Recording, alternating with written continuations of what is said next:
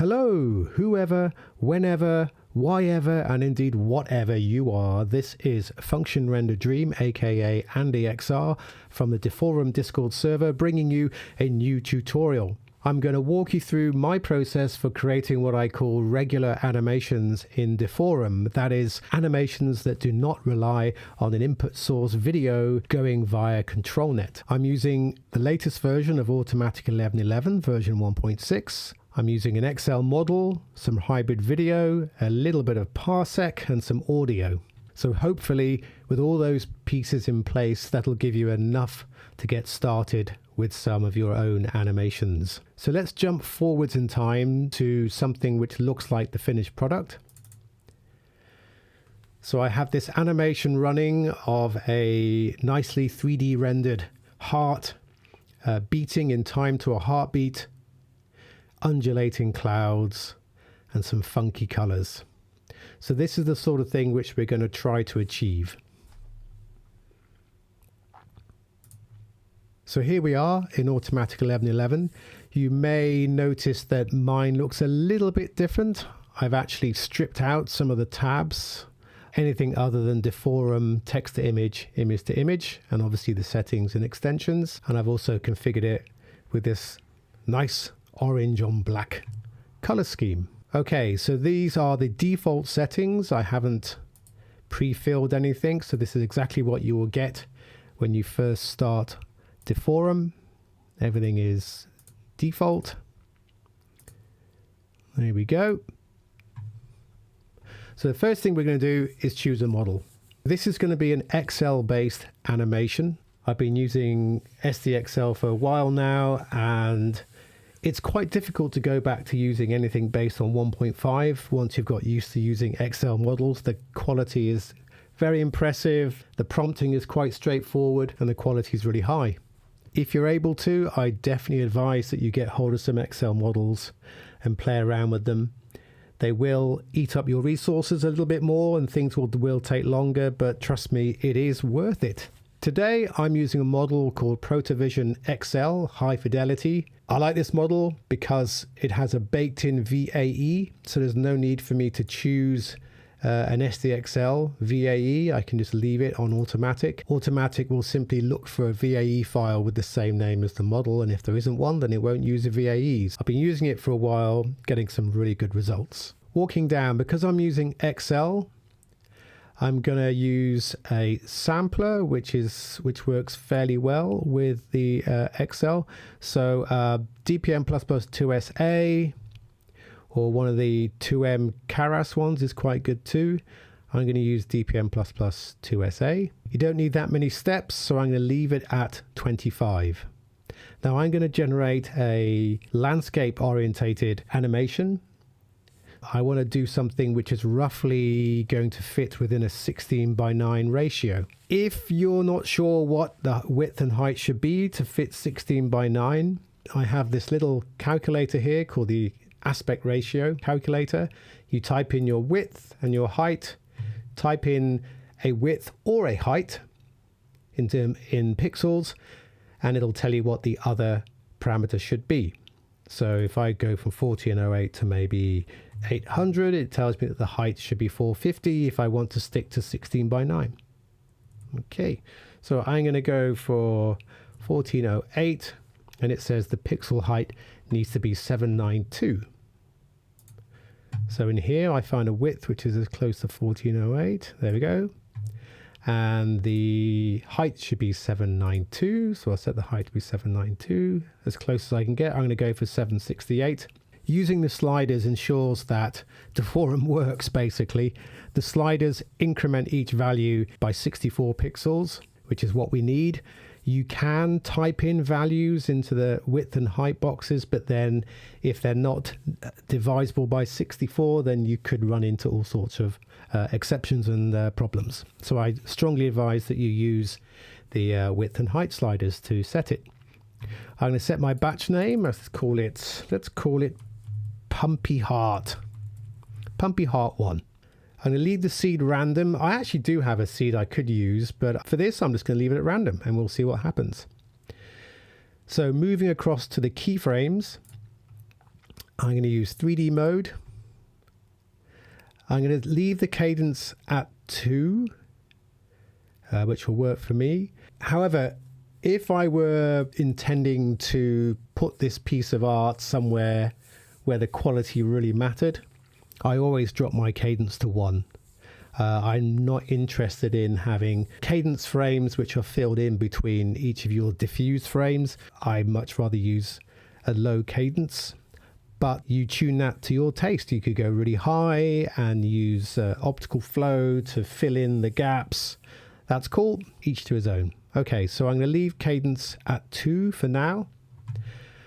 Moving down, leave the strength at 0.65. CFG 7 seems to work fine. With some XL models, you can get away with lower, so let's try 5. And for the seed, I'm actually going to go with fixed. This is something I've been playing around with a lot recently. On the Discord server, myself and others will normally say, hey, you shouldn't be using fixed seed on things because things get overbaked. But in fact, you can manage fixed seed if you manage your noise correctly. And I'll show you a little bit of that later. But for now, we'll choose fixed seed. Subseed, step, sampler, checkpoint. We're not doing anything with those. We're going to leave those alone. I'm not going to do anything with the motion parameters because I'm going to be controlling those from within Parseq. So we're going to leave those well alone.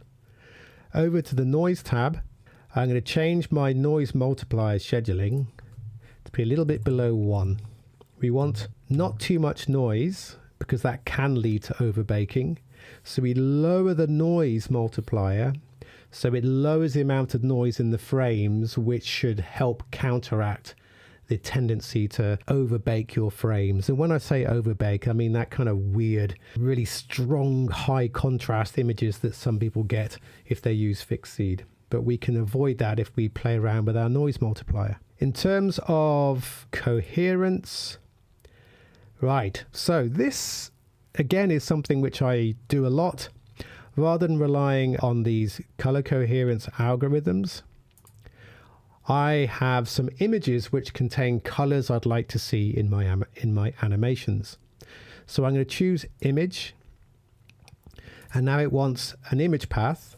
If I go over to my Explorer, I have a folder called inputs, and in my inputs I have a bunch of videos and PNGs. And I have these 2 files here, color 1 and color 2. And these 2 files contain colors which I really enjoy using at the moment. So I'm going to right click on one of those files, copy as path, go over to the color coherence image path and paste that in. So this means that the frames will adopt the colors from that file, put it simply. Okay, nothing else to do on the coherence for now. Not going to do anything with anti-blur and depth warping, although what I typically do is if I really want a strong like zooming effect, I will lower the value of the field of view. But for now, I'm just going to leave it at 70. That's absolutely fine by me. Okay, let's move on. We'll leave the max frames until later.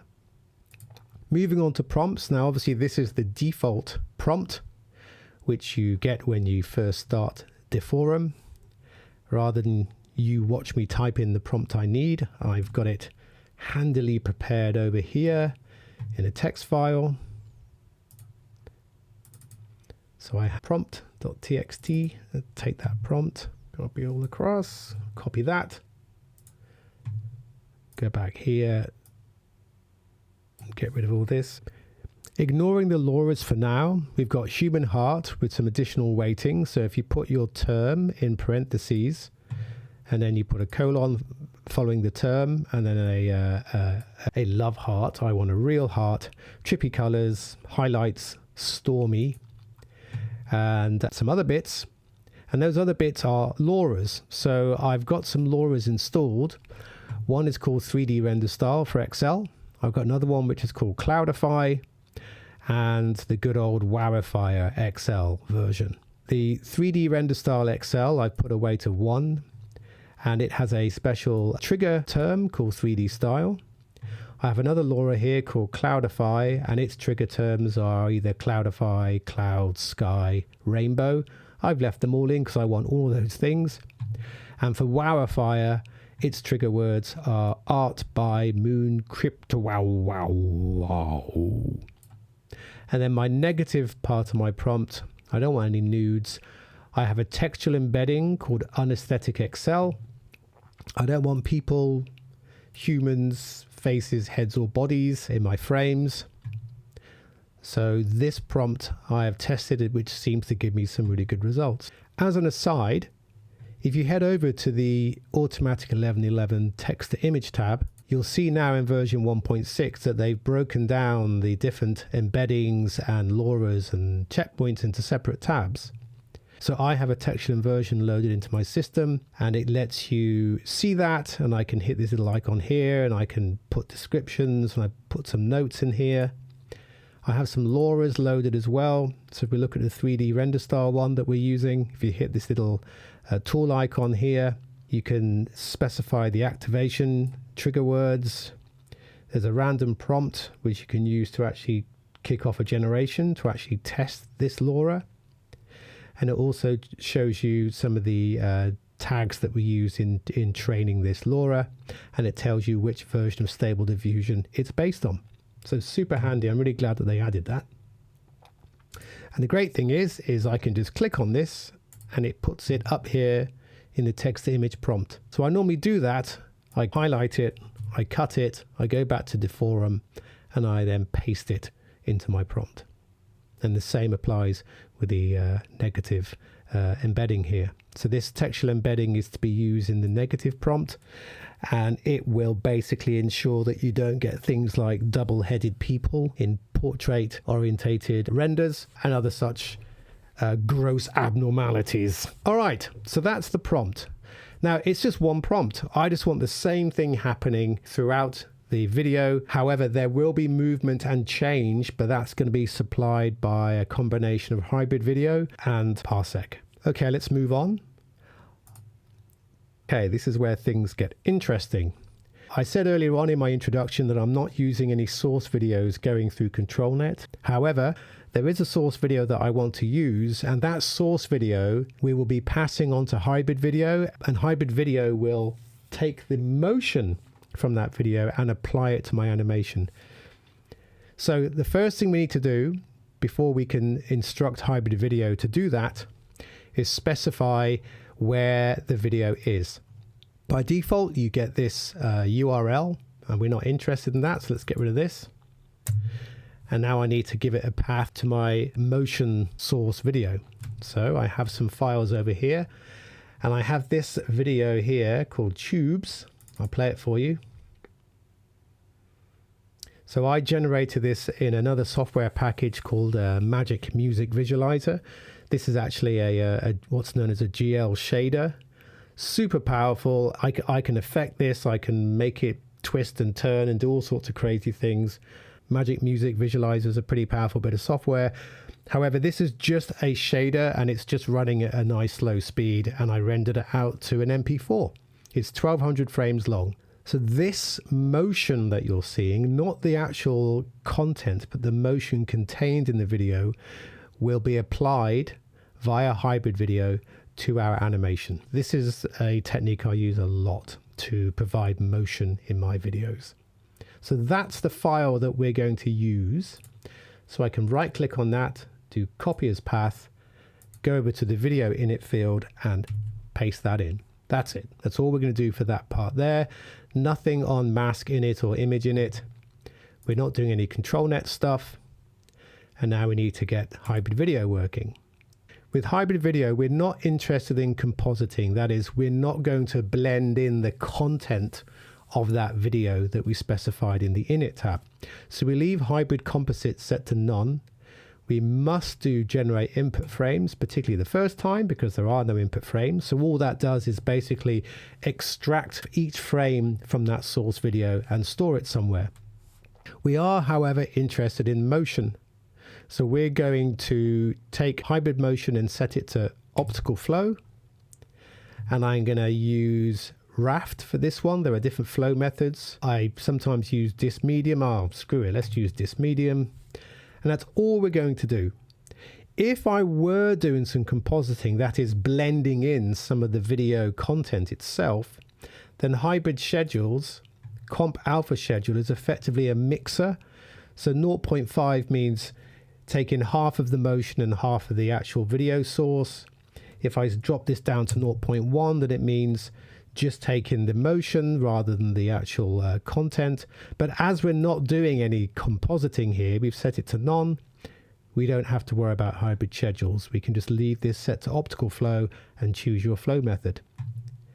For the output, I'm going to set my frames per second to be 30, which is matching my input source video. I always like to delete all my input frames after the video is finished.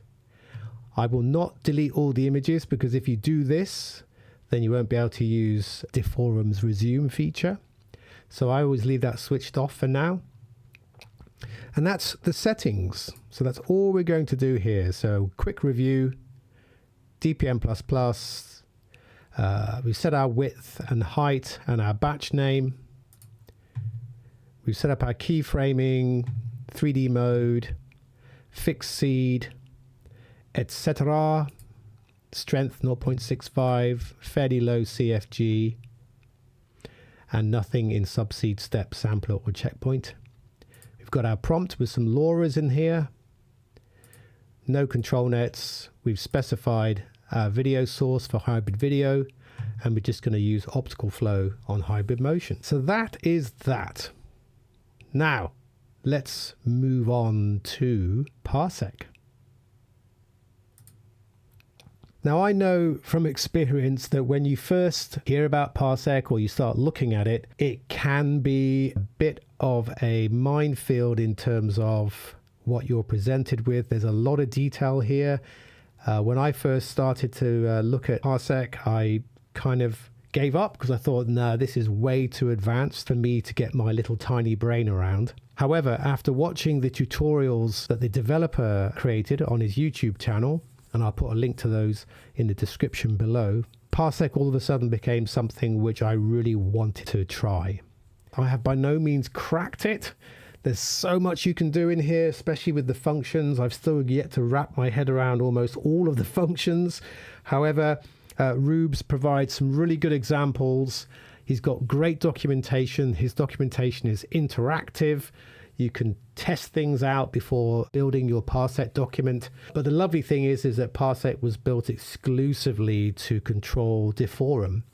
So they go hand in hand with each other. So when you first launch Parseq, and you can do that by going back to Deforum, go to the Init tab, and no matter where you are on the Init tab, there's always this Parseq panel. So if I click it, you can just hit this little word here called Parseq, and it launches Parseq, believe it or not. But I'm going to use this version here.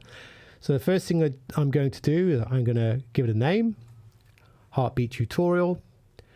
I'll set my BPM. Well, in this case, I'm not syncing to music, but if I were, I would set the BPM to be the same as the music I was going to put on this video. I'll set it to 120 for no reason other than the fact that that's what I use a lot in my tracks. I'll set the FPS to be 30, which is the same as I've set it in Deforum. I'm not going to do anything with the final frame count at this point, and you'll see why shortly. In the prompt section, I don't want Parseq to manage my prompts. I've already got a prompt in Deforum, and I'm not going to be changing it over time. This is where Parseq comes into its own. You can create multiple prompts, and you can get them to merge with each other and overlap, something that you definitely can't do in Deforum. It utilizes a thing called composable diffusion to do that. However, that's for another time. So I'm going to switch off this slider here so that Parseq leaves the prompting to Deforum. And by default, you will see pretty much all of the fields or values in Deforum represented here in Parseq, and they're all switched on, meaning Parseq will control all of these things. So even though I've got strength set in Deforum, it won't make a single bit of difference because Parseq is controlling it. However, I don't want Parseq to control all this stuff, so I can hit this button here called None. and now it's controlling none of them. There are some fields that I do want it to control. The one I'm mainly interested in is translation Z, which is basically the 3D equivalent of zoom. So I'm going to switch that on, and if we scroll down, you'll now see in this what's known as a keyframe grid these two columns, one which is for the value of translation Z, and the other one is actually for a formula that you can type in here, but we'll come to that soon. You can see as well that there are just two rows, the beginning and end of the animation. It says 119. So that basically means there are 120 frames because the first frame is 0. So we have 120 frames. But we're going to change that shortly. So the effect that I'm after is I want there to be a little bit of zooming whenever a heartbeat happens. And lucky enough, I have a WAV file that I just got off the net of a heartbeat. So if we scroll down, and I'll show you what this stuff does shortly. We have this tab called the audio reference, and I can choose an audio file. I have this one here called heartbeat. It does some analysis, and we can see that there's the heartbeat. I want to have Parseq analyze the audio file and generate keyframes based on when the heartbeat happens. So the first thing we do here is we do some event detection, which is basically saying listen to the audio file for any actual audio that's in that file. So if I do detect events by default, it can't find any.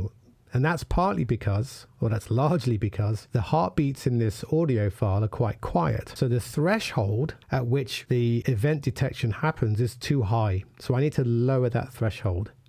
I know for this file it needs to be about minus 0.1, I think. So now if I do detect events, there we go. And notice how now it's put little event detection markers on the heartbeat in the WAV file. All the way across, we can see that it's actually picked up audio that represents the heartbeats. Brilliant. So we've got what we wanted. There's this one here which doesn't seem quite right. I can shift click and it'll get rid of it. So now it's found these 121 events. I want it to create keyframes, very much like the keyframes we have in Deforum. So I want it to generate keyframes for each of these events. So I go to keyframe generation. It's found 120, and I want to call those events heartbeat. And we hit generate. Now if we scroll up, we now have all of these keyframes where there is a heartbeat. And we can see now that it means that the number of frames in our video has gone up to 1782, and Parseq will adjust its frame count to be the same. So we have 1782 events called heartbeat. So what I want to do is I want the zooming or the translation Z to peak each time there is a heartbeat. If we were to just type in a fixed value into the translation Z column, let's say we want a value of 10, and I hit return and I render. If I scroll down to the visualization of that, you can see that across all of the frames along the bottom here, the value of translation Z is the same, 10. So it's like a constant zoom. But that's not what we want. We want to peak the zoom or nudge the zoom on each heartbeat. I can also shrink this panel here with all the numbers on it. Just hit compact, and it just shows you a few, just to give you an idea. But you can scroll down to see the rest. So there's all sorts of things you can do in this field here. So this is basically where you can start to do some programmatic things. And luckily, there is extensive documentation provided by the author. There are these things called function docs. And you can click on this and you get documentation about all the different variables and functions that you can use. And the great thing is for every function that Rubes has provided, he gives you a way of visualizing what that function does.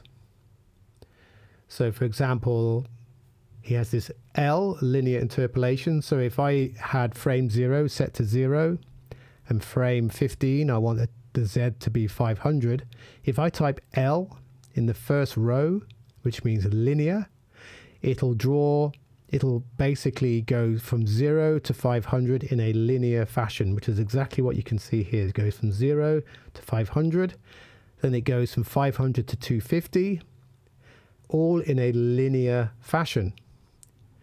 However, if I put C at the first row, then it uses a spline curve to change the values between these values in this column here. So we've gone from 500 to 250, 500 to 250, using what is effectively a Bezier curve.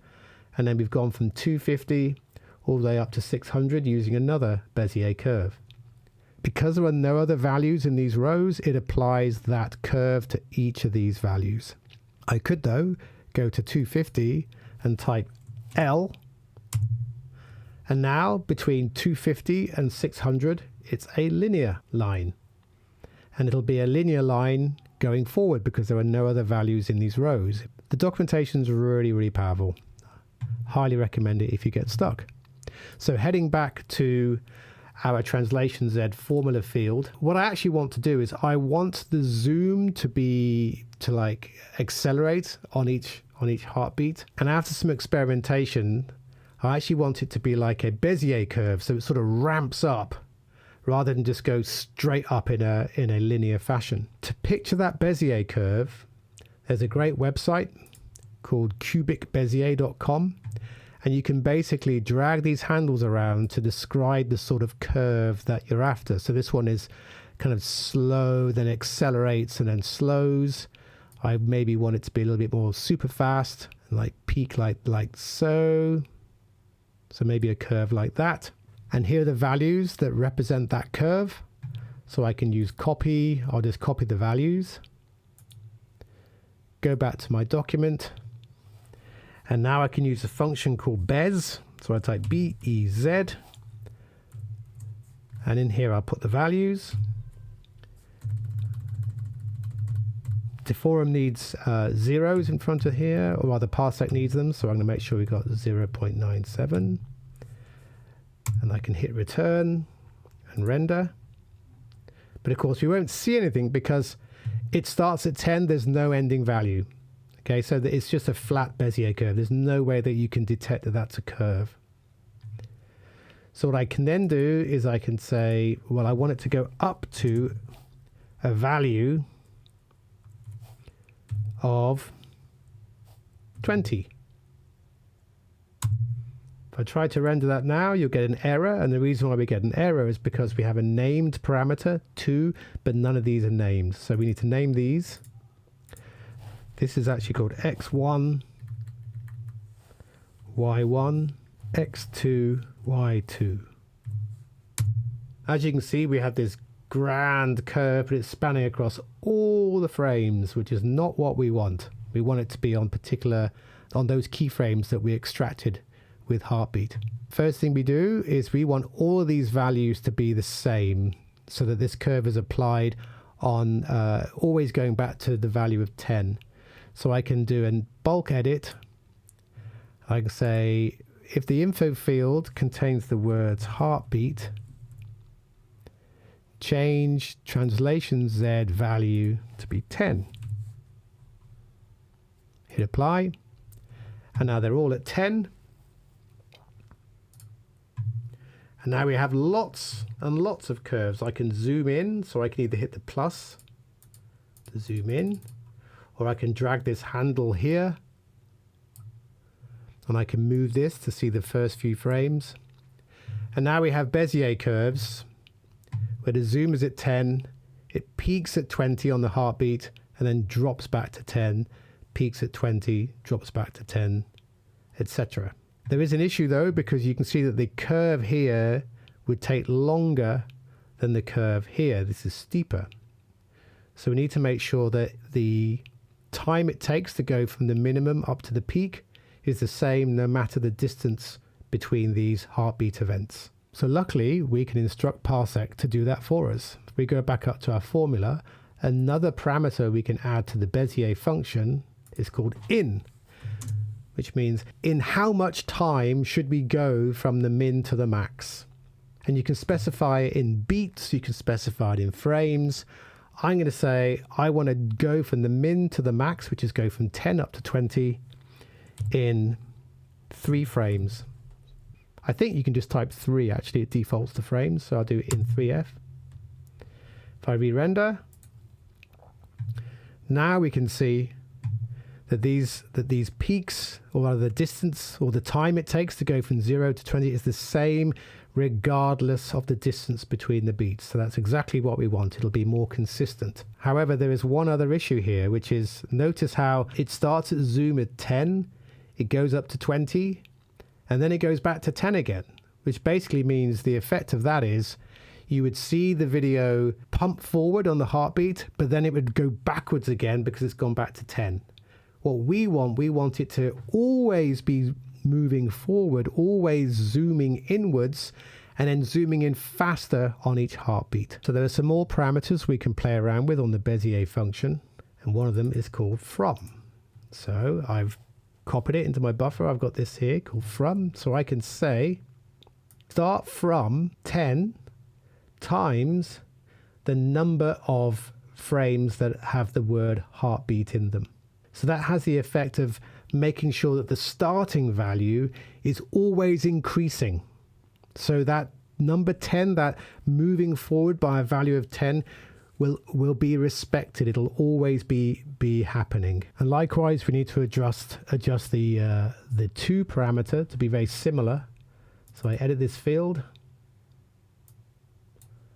I'll paste in the right value. So it's a similar one, 10 times the number of frames that there are that match heartbeat, plus 1 for the ending one, 2 over 3 frames. If I hit return and render, now you can see that the zoom or translation Z is always going upwards, but on each heartbeat it's peaking by 10 more, then staying at that value, which means it's continuously zooming in, and then it accelerates again. So these red dots are our keyframes. So we've got boom, boom, boom, boom, boom, boom.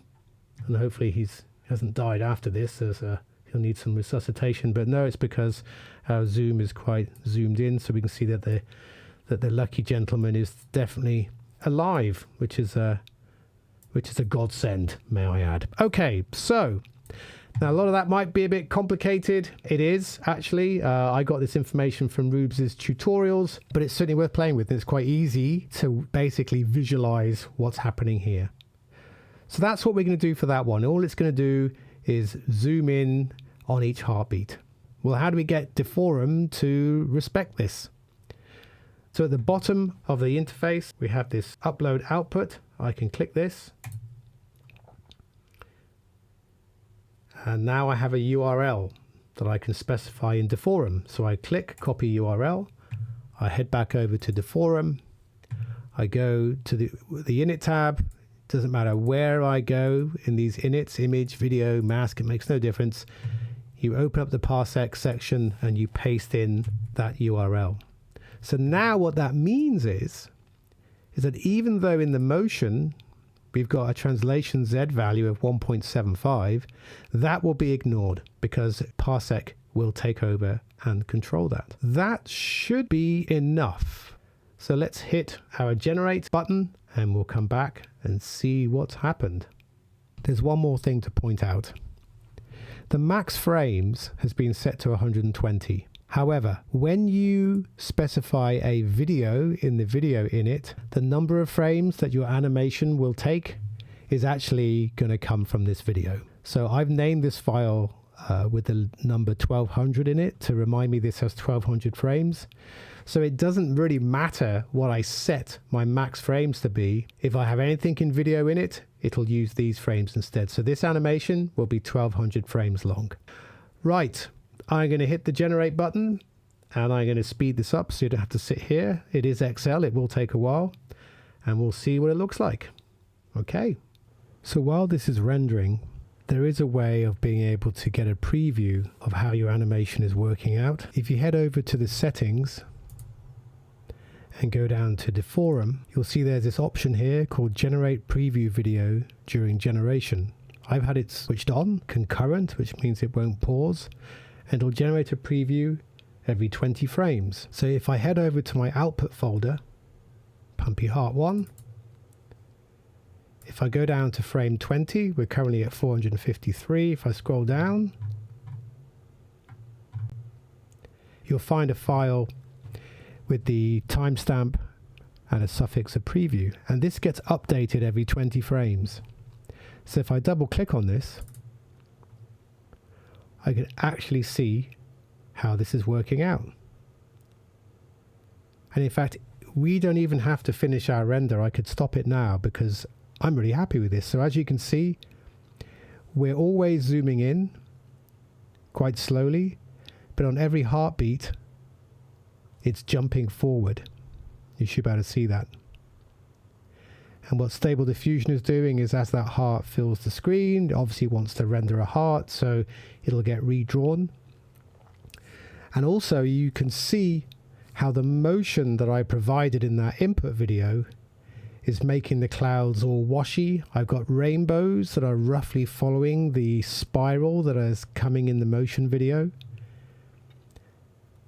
We've got the LoRa is giving this 3D feel to it, and the Wowifire is probably adding some nice contrast detail to it too. And all these clouds are being provided by that Cloudifier LoRa that I showed you in the prompt. So in fact, I can abandon this animation now because I'm really happy with what I've got. It's given me the right effect, and I'm quite happy with that. So if I go over to the Deforum, I can hit interrupt in the middle of a render, and you'll see it cleans up, it stitches the video, and after a few seconds that video will be available. Notice how it's deleted my input frames. 1200 frames were deleted, and now I can say click here, hit play,